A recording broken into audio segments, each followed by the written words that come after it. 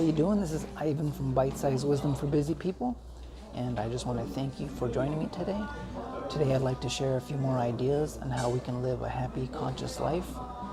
My channel is all about self-development, so I want to start off by asking you, when you say my life, or if you say I have a good life or I have a bad life, what do we mean by my life? So when people recall their life, it will usually be them recalling the events of their life. So if they had a series of good events, they'll say, my life is good, I have a great life. But also we know that through celebrities and many people in our life, that although from the perspective of the outside, we'll see, man, this person has a lot of nice and happy events going on in their life. But we come to find that the person actually is depressed, is unhappy, is full of anxiety.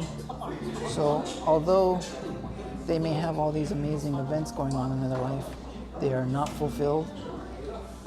So this leads us to admit that our life does not simply consist of external events. So here, events deal with our external world.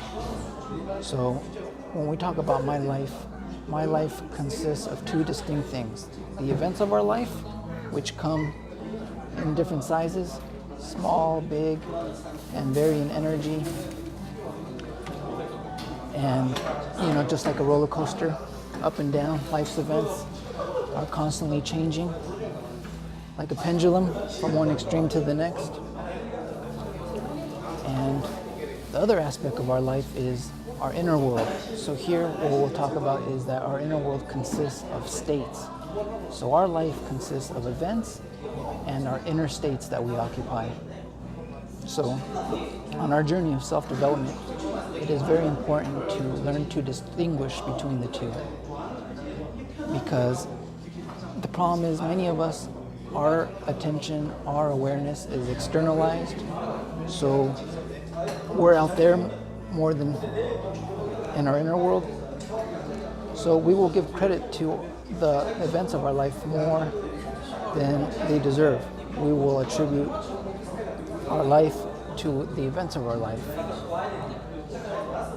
And what we're trying to do now is we're trying to really be very clear and be able to distinguish between the events and our inner states, because they do not necessarily correspond to one another. Sometimes they do. Sometimes the event will cause our inner state. But many times, our inner state has nothing to do with the outer event. Because we also know people that don't have favorable circumstances, and in their inner world, they are happy, they are fulfilled people, they handle life intelligently. So on my channel, I also always talk about the importance of self-observation. And when I speak of self-observation, I speak about it in a very distinct way than many people may just initially take it. So here, self-observation, very quickly, is just being able to use your attention in a way that you're able to sense the sensations of your body, the movements of your body, your emotions, your thinking process, and you're able to observe these things in a way that you do not become identified to them. So you're just like a very silent, passive witness, and you're just like, say, at the top of a mountain, and you're looking down below, and you're able to observe all of these things without being at their level and being identified to them. So why is this important? Because this is how we find out who we truly are. The problem is that many times what people call observation is just at the mental level. And at the mental level, you deceive yourself, your observations are not objective. You're able to rationalize and justify, which means that you always are able to put yourself in the right. So now I just want to add these other ideas that I'm speaking about now to your practice of self-observation, which is learning to really clearly distinguish the outer event and your inner state. So I mentioned that in self-observation, we are trying to be passive observers. So this is the way that we should take our life's events, which means that we are incredibly alert inwardly. We are attentive to our outside world, our inner world simultaneously. And also, by doing that, we will start to cultivate our witnessing consciousness. If you can observe your external world and your internal world simultaneously, this is an act of real consciousness. It takes conscious effort. Typically, we are like an arrow, one pointed out. So that's what I meant earlier about that our attention is usually externalized. We're out in the outer world. So wherever our attention is where we are. And what happens is that we become lost in the objects, in the events of our life. We're out there, and we forget about the intelligence that is actually cognizing all these events. And that's why we get lost in our life, in these events, because we don't remember ourselves. So then the events of our life ends up with dictating our life. So it's like being a puppet on strings. So as soon as you are able to start distinguishing between your inner states and your events, your outer events, then you'll be able to stand aside and see the relationship between the event and your inner state, or the lack of relationship. And then by doing that, you will be able to see if your inner state is appropriate for the outer event. Is this inner state that I have conducive to taking this event in the right way? And through proper self-observation, through many months and years of proper self-observation, you will be able to see who you really are, and you will discover your inner states, and you'll see that many of us have certain patterns. We have certain predominant states that we occupy. So let's say if you're a person that in your inner state you occupy self-pity a lot of the time. So if you are in the state of self-pity, no matter what the events of your life are externally, you are not going to take them rightly. You are not going to be fulfilled, no matter if the outward event is you just won the lottery.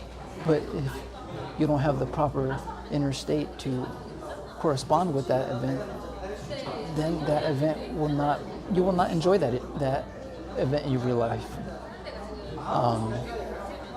So it's very important to be able to see this clearly. And once you're able to distinguish between your inner states and the outer events, then you'll also be able to see that if you change your state, you'll start to change how you take the event, you'll start to change how you relate to the event, and you'll also start to change the nature of the events that occur in your life. So you'll start to attract the events that correspond to your inner state. So this is how you really change your life. I just thought about it right now. Like, that's why I like that quote, where they say, with playing the cards that you are dealt. So the cards being the outer events. So it all depends on how you play your cards.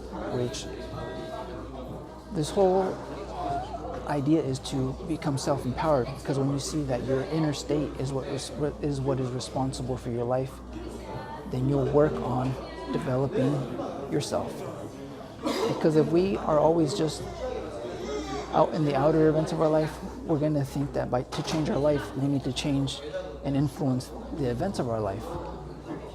But like we already saw before, that if our inner world is not right, then no matter what we do on the outside world, it will never be right. It will never fulfill us. So we will start to become self-empowered once we're able to see and make all these different connections. And we will start to separate from these bad inner states. If we see that our inner territory is occupied by a lot of bad moods, by a lot of bad attitudes, then we can start, through proper self-observation, we can start to separate and draw out our sense of I, which means our identity, from these inner states. We'll slowly start to draw out from that, and by drawing out our sense of identification from these inner states, we will make room for better states. And by having this intimate knowledge of ourselves, we will use our intelligence to cultivate more intelligent states. And that's how we'll start to be able to interact with life in a more intelligent way. We'll start to approach life more intelligently because we will see what is appropriate in the moment. So, I know that was a lot of information, guys. So that was the idea for today, about being able to distinguish between your inner states and the events of your life, and seeing how they are two independent things, and being able to rise above the events of our life. Because once we see that we are the cause to how we take life, then no matter what the events that we have in our life, we will be able to rise above them. Alright guys, so I hope you enjoyed that video. If you have any questions or any comments, please leave them below. If you're new to my channel, please subscribe, hit that notification bell so that you are alerted to when I upload new content. And if you know anybody that would benefit from my content, please don't keep me a secret. Help me grow my channel. And until next time, wherever you are in the world, I hope you're doing great. Take care. Peace.